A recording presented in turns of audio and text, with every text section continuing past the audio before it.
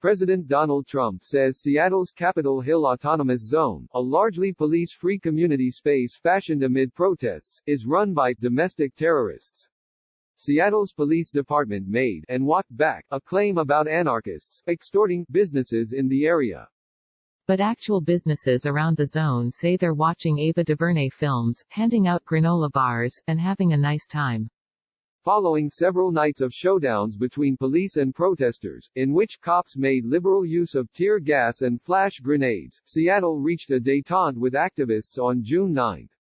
The city would open up a few streets for Black Lives Matter marches in its Capitol Hill neighborhood, and police would evacuate the nearby precinct.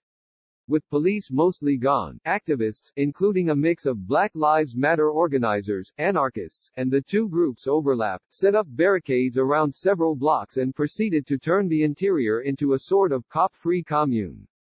Local businesses are chipping in with free food and open bathrooms, despite rumors that activists were holding them prisoner in their own beer halls and indie movie theaters. But the Capitol Hill Autonomous Zone, or CHAZ as it quickly became known, has inevitably become the focus of conservative hand-wringing. Domestic terrorists have taken over Seattle, Trump tweeted late Wednesday, alongside a demand that state and local officials take back your city now. If you don't do it, I will. This is not a game. These ugly anarchists must be stopped immediately. Move fast. The president has continued to inveigh about the allegedly dangerous project underway there. Seattle police circulated their own talking points about the CHAZ. We've heard, anecdotally, reports of citizens and businesses being asked to pay a fee to operate within this area, Assistant Chief of Police Deanna Nallet said on Wednesday. This is the crime of extortion. If anyone has been subjected to this, we need them to call 911.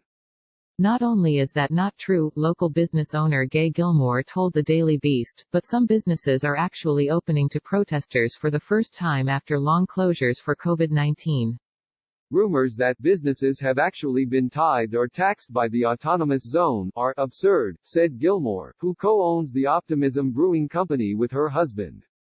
No one is doing that there. I have no idea where that idea came from and I'm in contact with lots of the businesses who are in this neighborhood. Local business associations made the same observations. GSBA and Capitol Hill Business Alliance have also reached out to businesses in the area, and we have found no evidence of this occurring, the Greater Seattle Business Association tweeted on Thursday. The few concrete claims of discomfort stem from a Seattle Post-Intelligencer article that cites unnamed businesses worried about safety, and reports of at least one person carrying a gun on the scene. Washington is an open-carry state, although Seattle banned weapons in an emergency order on May 30. The Seattle Times traced the extortion rumors to a fringe Canadian blog that focuses almost pathologically on overheated fears about leftist activists. That article cited unnamed police sources, who allegedly claimed businesses were being extorted. Those claims spread quickly through the right-wing media sphere, until police repeated them on Wednesday, prompting more articles and completing the Ouroboros of extortion rumors. The department appeared to backtrack on those claims Thursday, stating its anecdotal reports had come from media and social media. That has not happened affirmatively, Seattle Police Chief Carmen Best said during the Thursday evening press conference. We haven't had any formal reports of this occurring. The zone's Northwest Film Forum, Northwest Liquor and Wine, and Pelmeni Dumpling Czar all told Seattle's Q13 Fox News that businesses were not being extorted. I've been talking with neighboring businesses and they're all elated honestly, a Pelmeni employee told the station. Some businesses told the Seattle Times that their sales had actually improved, since people were placing walk-up orders that didn't require delivery fees. This protest has not hurt us at all, Brian O'Connor, co-owner of the zone's Bak a Bak Chicken told the paper, adding that someone gave him a free sandwich when he entered the CHAZ. MX Puxay Plenty, a local activist and performer who asked to speak under their performance name, said Capitol Hill is a historically black and queer neighborhood, and that history informs locals' interactions with the CHAZ. The people of Capitol Hill have been extremely giving, Pux told the Daily Beast. They have helped provide supplies. They have helped take care of people when they were tear-gassed. They had their phones turned on to the police and made sure that people of the world were watching what's happening here in Seattle. And so I think a portion of what we were seeing on the Hill right now is this desire to give back to a community that really did support what was happening in it. Rancho Bravo, a restaurant in the Chaz, was hosting a medical tent, even after its trash cans were damaged in the protests, Pucks said. You have restaurants in the area making food and delivering it to people on the front line, they added. You have the Vermilion, an art gallery and bar, which was storing supplies, giving out supplies. Optimism, a large beer hall located just outside the barricaded area, has been closed for months as COVID-19 swept the country. The business is in debt, Gilmore said, adding that they were opening a proper reopening in a few weeks. Even so, she and her colleagues agreed to open the beer hall's bathrooms for protesters, after seeing them line up for a pair of porta potties on the street. It was the one thing that we could do was to open the bathrooms. Her staff has even been volunteering and using the hall's long tables to collect donations for Chaz dwellers, she added. I'm looking at 3 huge tables covered in water bottles and toilet paper rolls and tampons and band-aids and markers to make signs and granola bars and oranges and bananas, Gilmore said. Chaz activists have used those donations to assemble bags of food for the homeless, part of an organic activism program that also includes teach-ins on racial justice and movie screenings at night.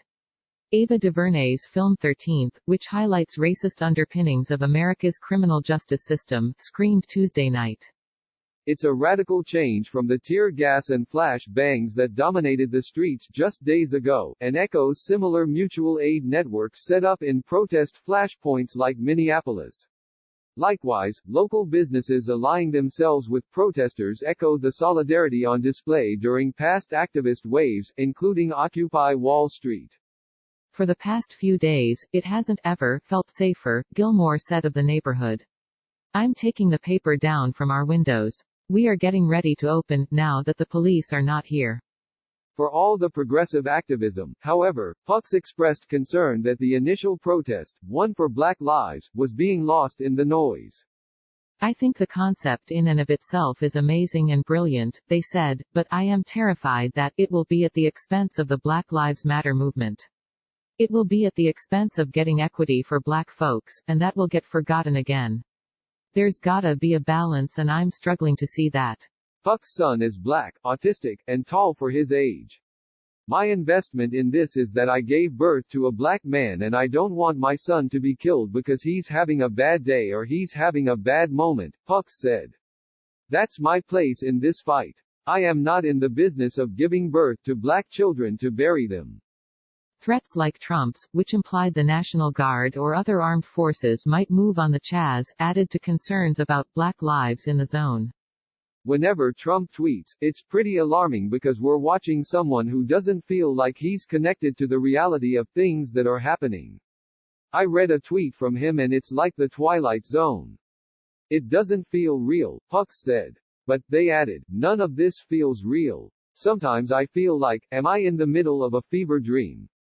If you've ever tried to cram for the SATs after partying all senior year, you know how desperate Donald Trump's current situation is. He is running for his political life. He's running out of gas. And he's running out of time.